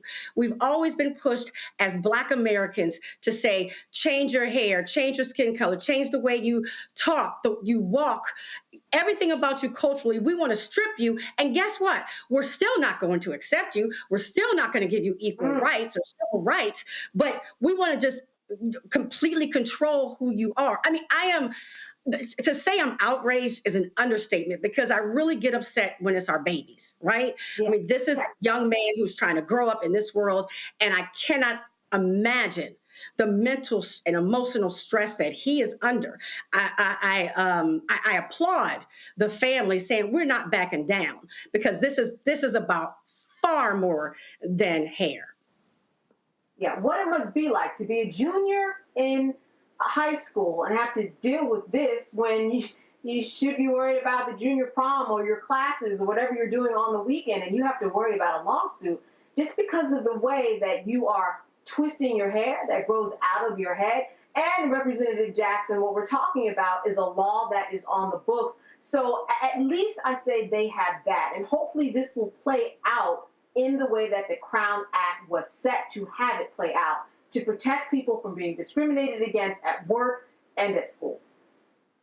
You know, one of the things I have on me today, because I took it with me at the Capitol, not sure if you can see this, but this is the Constitution. And one of the things I mentioned to my Republican colleagues, that they believe in the Constitution, we believe in the Constitution. And the Constitution says I should have equal rights and protection under the law. It didn't say anything if I'm black, white, orange, or green. That's what it says. We can read now. And so they've been attacking everything, Candace, since Blacks been involved. They didn't want us to learn how to read or write. We started learning how to read and write. Some of us got 2 or 3, 4 degrees. I'm working on my 4th degree right now. This is about power and control, to Randy's point. This has everything to do about power and control. And the reason why I got the Constitution in my hand, Candace, because I asked my colleagues, you attacked CRT and you didn't know anything about CRT. You didn't even know how to spell critical race theory. You don't even know what critical race theory is. Now they're starting to attack DEI. They don't even know what DEI is. They ousted a sister at Harvard University. She went through a rigorous process. And now you're going to say she's not qualified because of plagiarism. Plagiarism. And so I asked my colleagues, what is plagiarism today if these higher learning institutions even accept ChatGPT? Isn't that a form of plagiarism? So if you accept ChatGPT and you're attacking DEI and CRT and all these other things because Blacks are involved. Listen, I used to have an afro until I went into the Navy and they cut all my hair off. They told me that was the rules. That was the rules. And so this is about power and control, Candace. Let us not fool ourselves. Let us not be distracted. And because of where we are and what President Obama and Michelle Obama was able to do, and they gave us an image that we too can become the president of these United States. And now you have a group of folks in every aspect, in every corner of our society who are exerting power and control to ensure we do not attain that Oval Office again. That's right. And, you know, even the ad, even though it made reference to the military and their guidelines, even the military adjusted their standards when it comes to hair. They would not have you have shave off your afro. Not in 2024. Things certainly have changed, but people seem to not want to keep up. All right. Stay with us. We're going to be back after a break. You are watching Roland Martin Unfiltered on the Black Star Network. Grow your business or career with Grow with Google's wide range of online courses, digital training, and tools. Gain in-demand job skills with flexible online training programs designed to put you on the fast track to jobs in high-growth fields. No experience is necessary. Learn at your own pace. Complete the online certificate program on your own terms. Stand out to employers, get on a path to in-demand jobs, and connect with top employers who are currently hiring. Take one professional career certificate program or all 6. Earn a Google Career Certificate to prepare for a job in a high-growth field like data analytics, project management, UX design, cybersecurity, and more. All professional career certificate programs must be completed by December 31st, 2024. Scan the QR code to complete the application. There are 1,000 scholarships available.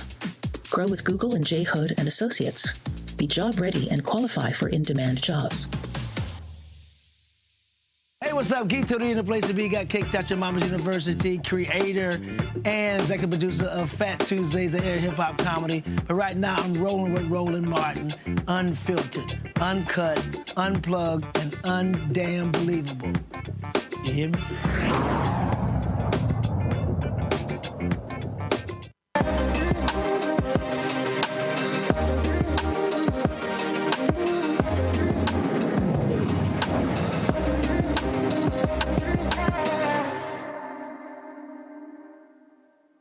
All right, so how many of us forget our hair or skin products when we are traveling? I'm sure there are a lot of us. Well, we know those hotel products really are not made for us.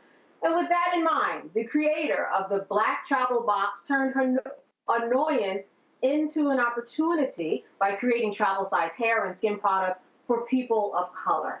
Joining me from Denver, Colorado is Orion Brown, the founder and CEO of the Black Travel Box. Orion, good to see you. Hi, thanks so much for having me. Absolutely. Listen, you have a thriving business that is even on Beyonce's site. Let me start there as a recommendation. But it was a trip to Japan, from what I remember, that really got you on this journey. Tell me how all of this began. Take me to Japan. Yes, so I was on a trip, and I'm a really avid traveler. So I had my whole routine down on a lock for these curls, knew exactly what I was going to do on this 10-day trip. And when I got there, decided to take a little side trip to Okinawa, which, if y'all don't know, it's hot, it's steamy, it's humid, and it absolutely ruined any chance of my hair being what it needed to be for that trip. And so I thinking, I can just go find something at the store. I'm sure I can go to a commissary or somewhere and grab something, and finding that there really was nothing out there made for me. And even at a very high-end hotel that we were staying at, could not find products that wouldn't ruin my curl pattern. I just was frustrated, and I said, this should exist. You're a person with hair and skin, and you should be able to take care of it. Right, right. And I think at the time you had a wash and go that became a wash and no, right? And wash and no, yes. This is really where the seeds were planted. What did you do to really make this happen on a business level? How did you make your idea become a reality? What did you do to test products? How did you find out how to manufacture it? Walk me through. Ooh, that's a whole book right there. But my background is in CPG brand management, so in the food and beverage industry. So I knew enough to be dangerous. And so when I started the business, I like to say I Benjamin buttoned my way through things, because the first thing I did was incorporate it before I even had the formulation or the brand. And so I sat down and said, what do I want to see in the world, and use that as my jumping off point. And as I began to develop that out, then I began to just, tap my friends, tap my family, ask people, what do you keep in your bag? What are your frustrations? And in doing that, just really creating something, beginning to start to create that first MVP product. Yeah, and in terms did I lose you? No, go ahead. I was just saying, in terms of that MVP product, you can hear me okay? I got you. Yeah. Okay. Yeah, that product, when you actually finally got your website together, before you knew it, you had a sale and you really had to jump to it. It kind of was a surprise to you because you hadn't necessarily marketed it yet, but somebody was out there looking just like you are. Yeah, I mean, it was really one of those God moments, I would say, because I was just starting and just figuring things out and beginning to put together a website just to see what works and see what's broken. And I was my own developer. And then someone purchased, and I was like, now I got to figure out how to mail them stuff. Like, how do I do this? So it caught me by surprise. Yeah, but definitely a good surprise. What's the advice that you would give potential business owners who do see a hole that needs to be filled, and to really get from idea to something actually tangible? Are there groups that you're a part of? Was there encouragement or an accountability partner that you had along the way? Oh, most definitely. And I think, when I first started, my partner at the time personally was a really great support and just an encouragement because, as a business owner, you're just going to have times where you're like, am I crazy? Is it just me? Mm-hmm. And especially being a woman of color and going into spaces and trying to pitch and find funding and even getting manufacturing partners. This was, pre George Floyd. Some of the conversations were really, really difficult, and they really took some self-reflection and trying to kind of, pull myself back together and say, look, no, you know what we need. You know what the problem is. Go out and start to fix it, and the people who will come along will come along. And so it's really important to have at least one or two people who get the vision, who really believe in it, and then at the end of the day, you have to run on your own steam and focus on what you can do yourself as well. So, yeah, and network. Can you describe this black travel box? What is in it? What are the variations of it? Yes, so Black Travel Box is a brand, right? So we make hair and skincare products that are in travel-friendly packaging and then formulations that make packing them and using them simple and easy. And of course, obviously work for a wide variety of hair textures and skin tones. And you're seeing some of the images on screen now of our products. We have our signature starter kit, which is a little bit of a sampling of everything that we have, and it's actually perfect for your carry-on needs. You have hair balm in there, so really basic scalp health, which is something that we tend to maybe ignore a little bit when we go on vacation. We'll put a protective style in, which isn't that protective, maybe not wash our hair as much. And so making sure that we have something to keep our scalp healthy. It's a part of our skin. That's a big piece. We have our shampoo and our conditioner, which again works for our hair textures. So that's something that is really, really important, especially if you're an adventurer like me. If you want to go swim, which we do that, we want to go cook and we want to go be in places that smell all kinds of wonderful and fun things. If you're in Calcutta and there's, curry everywhere, you won't be able to go wash your hair when you get back to the hotel. So we have those items in there. We have Body Balm, which is our best-selling product, and baby, there's no water in it, so it just leaves your skin buttery smooth and moisturized. And then, of course, lip balm, because we can't have anybody crusty. And it's just a basic kit that gives you the essentials that you need to get going. And then you can come back to our site and check out all the other products that we have to really make the entire experience that much easier. Yeah, absolutely. Absolutely. Listen, I want to open it up to the panel now listen, we just had a conversation about hair and our needs not being met inside of the school system.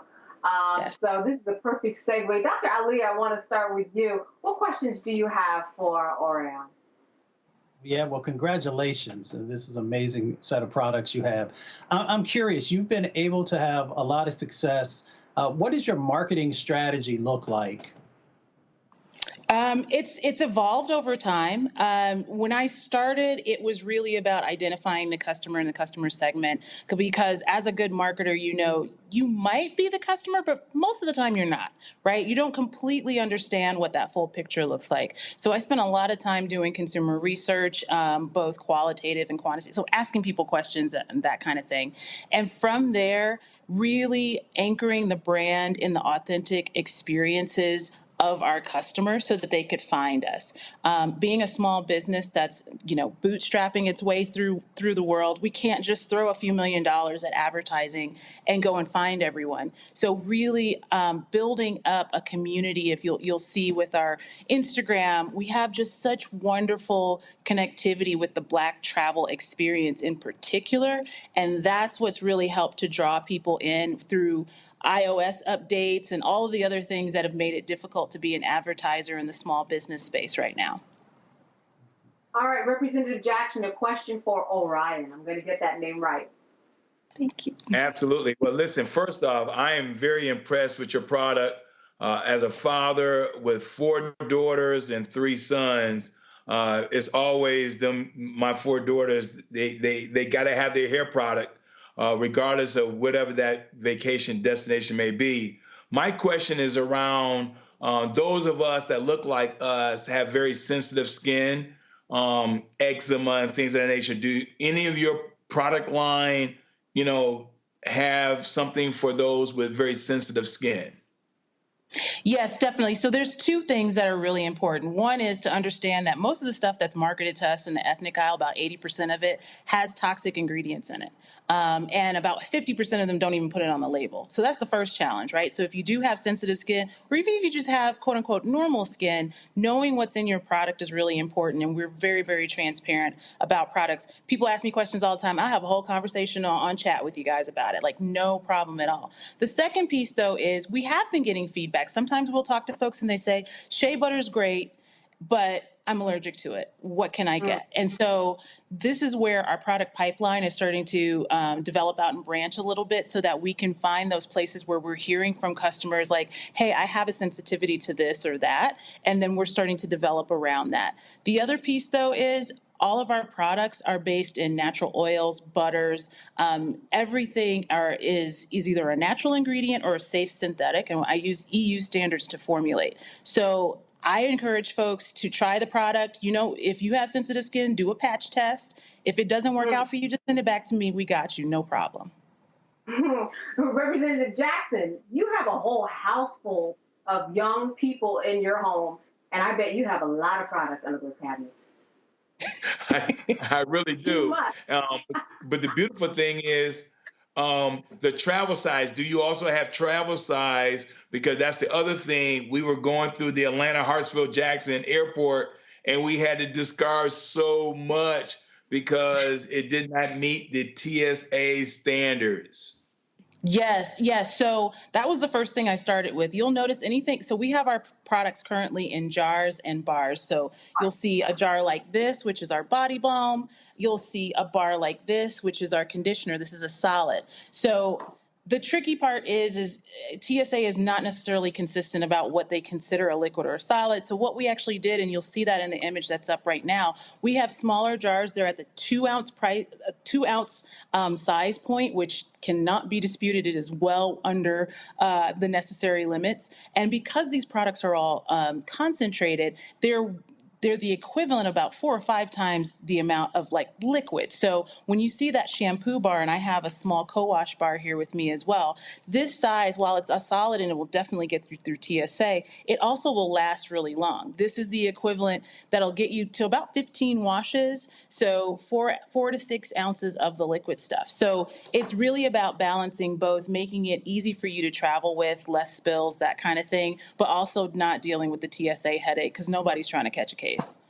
Yes, no one is. All right, Randy, question for Rayon. Well, first, I just had to congratulate you on a brilliant idea. When we used to talk about companies being inclusive, we would talk about the hotel industry specifically because we would say, if you look at the hotel industries, if you go to a hotel, every product that there has really been designed for the majority culture, right? And so if you were actually being inclusive and wanted to have products for all people, like, products that considered somebody that was not white, you wouldn't just have a blow dryer, you might have a flat iron or a curling iron, right? Because we're not usually going to be round brushing our hair. You wouldn't have that watery lotion because it's a sin in the Black community to be ashy. So we're not going to have black lotion. You're going to give us cream, right?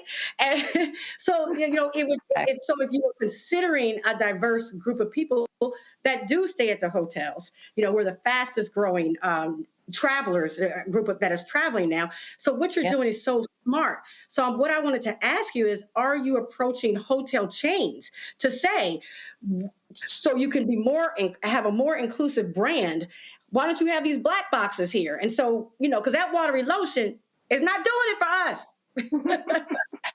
That part right there. And the funny thing is, when I've pitched investors and things like that, and they're like, I really don't understand what the problem is because, nobody likes the stuff. I said, go find your Black friend and ask them what ash is and if they would ever use hotel lotion. And, some of them will come back and be like, I had no idea.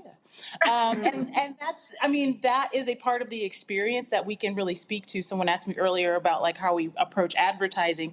It's talking about the real experience that we have in those spaces. So yes, we are going into hotels. We actually just launched into Roomza, which is a startup in the hotel space. So you guys check them out. Our shampoo, our solid shampoo beads, these are like little one-shot beads that you can use, as well as a body bar.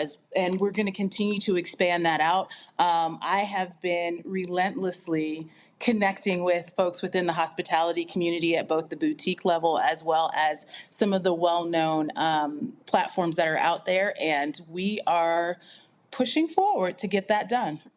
Yeah, it's a lot of work out there. Dr. Ali, did we already go to you? I can't even recall. You did, but maybe you're saying I need to know more about these products. No. Your hair is looking good over there. You mentioned, these stores and networking, Rayon. I'm wondering, what about these big box chains?